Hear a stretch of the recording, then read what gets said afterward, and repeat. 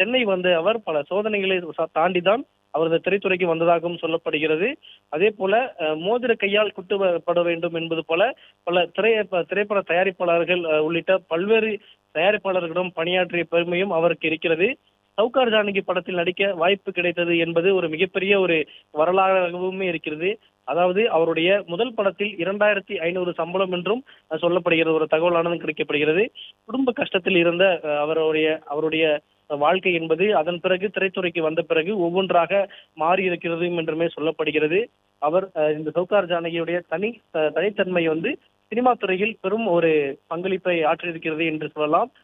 இவர் சினிமா பிரபலம் என்றாலும் இவர் கருத்து வேறுபாடு இல்லாமல் அனைவருடமே சமமோடு பழகுவர், நல்ல குணத்தோடு பழகுபவர், யார் வந்தாலும் அவரோடு இனிமையாக பேசக்கூடியவர் என்று பல்வேறு காரணங்களும் சொல்லப்படுகிறது. மக்கள் திலகம் எம்ஜிஆர் ஜெயலலிதாவுடன் நடித்த போது பெயர் முன்னுரிமை விஷயத்தில் பல அவருடைய நடிப்பாக பேசப்பட்டிருக்கிறது. அவர் சவுகார் ஜானகி என்றாலே இன்றளவும் மறக்க முடியாத அளவிற்கு அவருடைய திரைப்பயணம் என்பது பெரும் ஒரு பங்களிப்பாகவே இருந்து கொண்டிருக்கிறது. இவர் நடித்த படங்கள் இன்றளவும் அவருடைய பேர் சொல்லக்கூடிய அந்த நடிப்பு திறமையை சொல்லக்கூடிய அளவிற்கு இருக்கிறது. குறிப்பாக காமெடி, சோகம், கம்பீரம் என பல்வேறு கதாபாத்திரங்களை சிறப்பாக நடித்து திரையுலகில் தன்னுடைய அடையாளத்தை அழுத்தமாக பதித்தவர் என்று சொல்லலாம். அந்த காலத்தில் எம்ஜிஆர், சிவாஜி கணேசன், ஜெமினி கணேசன், NT ராமாராவ், நாகேஸ்வர ராவ், ராஜ்குமார் துவங்கி அடுத்தடுத்து வந்த ஜெயசங்கர், சிவகுமார், ரஜினி, கமலஹாசன் உள்ளிட்ட பல உச்ச நட்சத்திரங்களுடைய நடித்த ஒரு பழம்பெரும் நடிகை என்றும் கூட சொல்லலாம்.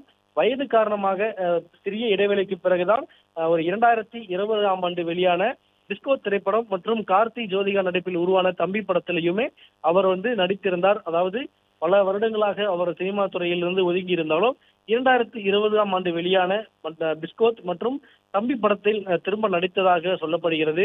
அதன் பிறகு பத்மஸ்ரீ விருது, கலைமாமணி விருது போன்ற சிறப்புமிக்க விருதுகளுக்கு சொந்தக்காரரான சவுகார் ஜானகி இன்றைய தலைமுறையினுடைய ரோல் மாடலாகவும் கலை உலகின் முழு ஒரு பங்களிப்பை ஆற்றிய ஒரு பெண்மணியாகவும் தொடர்ந்து இருந்து வந்திருக்கிறார். அவருடைய இறப்பு என்பது தமிழ் சினிமா மட்டுமல்லாமல் இந்திய சினிமாவிலேயே ஒரு பெரிய இழப்பாக ஏற்பட்டிருக்கிறது. தொடர்ந்து அவருடைய மறைவு என்பது பெரும் அதிர்ச்சி ஏற்படுத்தியிருக்கிறது. அவருடைய மறைவிற்கு திரைத்துறையினர் மற்றும் அரசியல் கட்சி தலைவர்கள் அவருக்கு இரங்கல் செலுத்தி வரக்கூடிய அந்த ஒரு செய்தியுமே பார்த்து வருகிறோம்.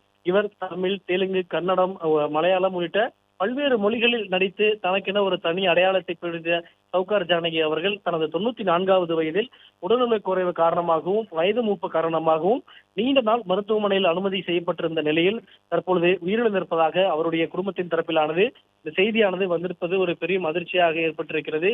அதாவது நீண்ட நாட்களாக தனியார் மருத்துவமனையில் சிகிச்சை பெற்று வந்தவர் கிட்டத்தட்ட ஒரு வார காலமாக அவருக்கு தீவிர உடல்நிலை பிரச்சனை ஏற்பட்டிருந்ததாகவும் அதனால் செயற்கை சுவாச கோளாறு அந்த காரணமாக அவருக்கு அந்த செயற்கை நுண்ணறிவு போன்ற சுவாச கோளாறுகள் இயந்திரங்கள்லாம் பொருத்தப்பட்டு தொடர்ந்து மருத்துவர் கண்காணிப்பில் இருந்து வந்ததாக சொல்லப்படுகிறது. இப்படிப்பட்ட சூழ்நிலையில்தான் 2 தினங்களுக்கு முன்பாக அவருடைய உடல்நிலை தீவிரமாக மோசமடைந்ததாக கூறப்பட்டது. இந்த நிலையில் மீண்டும் அவருடைய உடல்நிலை இன்று மோசமாகி மதியம் 1:59 மணியில் அவருடைய உயிர் பிரிந்ததாகவும் சொல்லப்படுகிறது. அவருடைய குடும்பத்தின் தரப்பில் அந்த தகவலானது கிடைத்திருக்கிறது. இவருடைய மறைவு என்பது பெரும் சோகத்தை ஏற்படுத்தியிருக்கக்கூடிய நிலையில் நடிகர்கள், நடிகைகள், அதே போல் அவருடைய பணியாற்றிய பல்வேறு நட்சத்திரங்கள் தற்பொழுது அவர்களுடைய மறைவுக்கு அந்த அஞ்சலி செலுத்தி சமூக வலைதளம் மூலியமாக அஞ்சலி செலுத்தி வரக்கூடிய காட்சியை பார்த்து வருகிறோம். ஏனென்றால் சவுகார் ஜானகியுடைய பங்களிப்பு திரைத்துறையில் அந்த அளவு இருக்கிறது. அதாவது 5 சகாப்தங்களுக்கு மேலாக நடித்த நடிகைகளில் ஒருவராக தற்பொழுது வரை சவுகார் ஜானகி இருந்து வருகிறார். சவுகார் ஜானகியை பொறுத்தவரை தமிழ் சினிமாவில் ஆற்றிய பங்கு என்பது எம்ஜிஆர், சிவாஜி கணேசன் உள்ளிட்ட அங்கு தொடங்கி அதே போல் ரஜினி, கமல் வரை அவர் தொடர்ந்து பல்வேறு படங்களில் அவர் நடித்து தனக்கென ஒரு அடையாளத்தை தற்பொழுது நடித்து முடித்திருக்கிறார் என்றாலும் அவருடைய மறைவு என்பது தற்பொழுது பெரும் சோகத்தை ஏற்படுத்தியிருக்கிறது. அவருடைய தீவிர சிகிச்சையில் இருந்த பிறகுதான் அவருடைய உடல் தற்பொழுது அவருடைய சென்னையில் அவர் இருந்த தனியார் மருத்துவமனையில் தற்பொழுது அவர் சிகிச்சை பெற்று வந்த நிலையில் சிகிச்சை பலனின்றி உயிரிழந்திருப்பது பெரும் சோகத்தை ஏற்படுத்தியிருக்கிறது. தற்பொழுது அவர் முன்னணி நடிகர்களுடைய நடித்த பல்வேறு படங்களில் அவர் பல்வேறு கதாபாத்திரங்களை அவர் நடித்திருக்கிறார். இப்படித்தான் 1931ஆம் ஆண்டு சவுகார் ஜானகி அவருடைய பிறந்திருக்கிறார். அவருடைய 400க்கும் மேற்பட்ட திரைப்படங்கள் இன்றளவும் பேசக்கூடிய படங்களாக பெயருக்கு படம் செய்யாமல் ஒவ்வொரு படமும் தன் பெயரை சொல்ல வேண்டும் என்பதற்காகவே பல்வேறு படங்களில் நடித்திருக்கிறார்.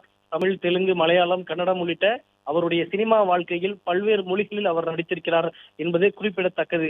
Nandi award, Kalaimamani award, Filmfare life time achievement award உள்ளிட்ட பல்வேறு விருதுகளை அவர் வாங்கி இருக்கிறார். தமிழ் திரையுலகிற்காக அவருடைய பங்களிப்பை ஆற்றியதற்காக தற்பொழுது பல்வேறு அவார்டுகளை அவர் வாங்கி இருந்தாலும் அவருடைய நடிப்பு என்பது இன்றளவும் தற்பொழுதும் பேசக்கூடிய ஒரு இதாகவே இருக்கிறது. 1959 வெளியான முதல் கன்னட அகில இந்திய திரைப்படமான அவருடைய மகாசாஸ்திரி மத்ரினி டாக்டர் ராஜ்குமாருடன் இணைந்து நடித்திருந்தார். இதன் மூலம்தான் அவர் முன்னணி அகில இந்திய நடிகைகளில் ஒருவராகவும் அவர் இருந்தார் என்பது குறிப்பிடத்தக்கது. அதன் பிறகு சவுகார் என்ற புனைப்பெயர் பெற்று தந்தது அந்த படத்தில்தான். அதே போல 1952 வளையாபதி மூலம் தமிழில் அறிமுகமானதாகவும் சொல்லப்படுகிறது. அவர் பல்வேறு மணிகளில் முன்னணி கதாநாயகியாக வெற்றி பெற்று முக்கிய நடிகையாகவும் இருந்து வருகிறார் என்று சொல்லப்படுகிறது. அதாவது பணம் படும் பாடு, புதிய பறவை, நீர்க்குமிழி, மகாகவி காளிதாஸ், எதிர்நீச்சல், இரு கோடுகள், உயர்ந்த மனிதன், காவிய ராவணன், தில்லு முள்ளு, வெற்றி விழா, தேவி, ஹேராம் போன்றவற்றை படங்களிலும், அதே போல அது கன்யா சுல்கம், ஜெயம் மனதே உள்ளிட்ட பல்வேறு படங்களில் அக்கா சொல்லோலு, பாடி பந்தலு, சாரியம்மா, ஒங்காரா உள்ளிட்ட பல்வேறு தெலுங்கு படங்களிலுமே அவர் தொடர்ந்து நடித்திருக்கிறார். இப்படித்தான் 400க்கும் மேற்பட்ட மேடை நாடகங்களிலும் பங்கேற்று அவருடைய நாடக திறமையுமே அந்த கலை உலகிற்கு பங்களிப்பு அடங்கியிருப்பது ஏராளமாக சொல்லப்படுகிறது. அவர் தமிழ்நாடு மட்டுமல்லாமல் ஆந்திர பிரதேச அரசுகளிடமிருந்தும் பல்வேறு விருதுகளை பெற்றிருக்கிறார் என்பதும் குறிப்பிடத்தக்கது. 2020ஆம் ஆண்டில்தான் மீண்டும் அவர் நீண்ட இடைவெளிக்கு பிறகு சிஸ்கோத் மற்றும் தம்பி என்ற படத்தில் நடித்தார் என்றும் சொல்லப்படுகிறது. இவருடைய விருதுகள் வாங்கியிருந்து ஏராளமான படங்களை வாங்கியிருக்கிறார். ஏனென்றால் 5 சகாப்தங்களுக்கு மேலாக நடித்து வரும் நடிகைகளில் இவரும் ஒருமுறை என்பதால் தென்னிந்திய சினிமாவுக்கு சிறந்த பங்களிப்புக்கான விருதை 1984ஆம் ஆண்டே வாங்கியிருக்கிறார். அதே போல 1985 மகாநதி சாவித்திரி விருதும் பெற்றிருக்கிறார். அதனைத் தொடர்ந்து அதே வருடத்தில் தான் தேர்ந்தெடுத்த துறையில் சிறந்து விளங்கியதற்காக அரிசோனாவில் வேர்ல்டு பல்கலைக்கழகம் வழங்கிய கௌரவ முனைவர் பட்டமுமே அவர் பெற்றிருக்கிறார். அதனைத் தொடர்ந்து 1989ஆம் ஆண்டு இந்தியன் எக்ஸ்பிரஸ் தியோனாரா தங்க விருதுகளும், அதே போல நடிகர் திலகம் சிவாஜி வாழ்நாள் சாதனையாளர் விருது 2004ஆம் ஆண்டும் பெற்றிருக்கிறார். அதே போல அக்னேனி நாதேஸ்வர ராவ் வாழ்நாள் சாதனையாளர் விருதும் 2000ஆவது ஆண்டில் பெற்றிருக்கிறார். அதே போல ஸ்ரீ கிருஷ்ண தேவராய விருது கர்நாடக அரசால் வழங்கப்பட்ட அந்த விருதுமே பெற்றிருக்கிறார். அதே போல் 1969, 1970 தமிழ்நாடு அரசால் கலைமாமணி விருதும் வழங்கப்பட்டிருக்கிறார் என்பது குறிப்பிடத்தக்கது. தமிழ்நாடு மாநில திரைப்பட கௌரவ விருதும் 1992ஆம் ஆண்டு எம்ஜிஆர் அவர்களுடைய விருதுகளும் வாங்கியிருக்கிறார். தொடர்ந்து 1970 இரு கோடுகளுக்கு சிறந்த நடிகை என்ற தமிழ்நாடு மாநில திரைப்பட விருதையுமே பெற்றிருக்கிறார். இப்படி பல்வேறு விருதுகளை அவர் 1985, 84 இருந்து தொடங்கி கிட்டத்தட்ட 2022 ஆண்டுகளுக்குமே அவர் பல்வேறு விருதுகளை கிட்டத்தட்ட 20-30க்கும் மேற்பட்ட விருதுகளை அவர் பெற்று தன்னுடைய திரைப்பயணத்தில் அவர் நடிகையாக இருந்ததை அவர் உறுதி செய்து கொண்டே இருக்கிறார். அவருடைய படங்கள் என்பது இன்றளவும் பேசக்கூடிய ஒரு படங்களாக இருக்கிறது. கிட்டத்தட்ட 400 படங்களில் அவள் நடித்த பெருமை என்பது இன்றளவும் இருக்கிறது. அவருடைய ஒரு பத்மஸ்ரீ விருதுகள் பெற்றதில் அவர் ஒரு இந்திய சினிமாவை மட்டுமல்லாமல் உலக சினிமாவிற்கும் அவருடைய நடிப்பை கொண்டு செல்லும் விதமாக பல்வேறு திரைப்படங்களை தற்போது பணியிருந்தார். அவருடைய பங்களிப்புக்காக திரைத்துறையில் இன்றும் பேசக்கூடிய வகையில் அவருடைய நடிப்பு இருக்கிறது. சவுகார் ஜானகி என்றாலே அவருடைய நடிப்பு, அவருடைய காமெடி, அவருடைய அனைத்து உணர்வுகளையுமே உள்வாங்கி நடிக்கக்கூடிய ஒரு நடிகைகளில் இவரும் ஒரு நடிகையாக இருந்திருக்கிறார். இப்படித்தான் பழம்பெரும் நடிகை என்ற பெயரை பெற்றிருந்த சவுகார் ஜானகி உடல்நலக் குறைவு காரணமாக நீண்ட நாள் சிகிச்சை பெற்று உயிரிழந்திருப்பது என்பது ஒரு பெரும் சோகத்தை திரையுலகில் எடுத்திருக்கிறது. பிளே ஸ்டோர் மற்றும் ஆப் ஸ்டோரில் இருந்து பாலிமர் செயலியை QR கோடு மூலம் பதிவிறக்கம் செய்யுங்கள். செய்திகளை உடனுக்குடன் பெறுங்கள்.